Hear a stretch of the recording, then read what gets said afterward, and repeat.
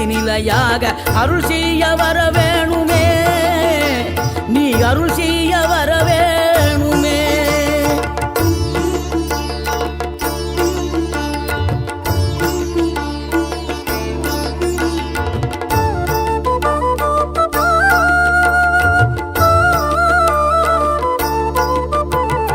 இகழ்தலையும் புகழ்தலையும் ஒரு முகமாய் கருதும்படி செவி உரைத்த முத்து குமரன், நீ வறுமையையும் வளமையையும் சமநிலையாய் உணரும்படி மதி கொடுத்த செல்வ குமரன்.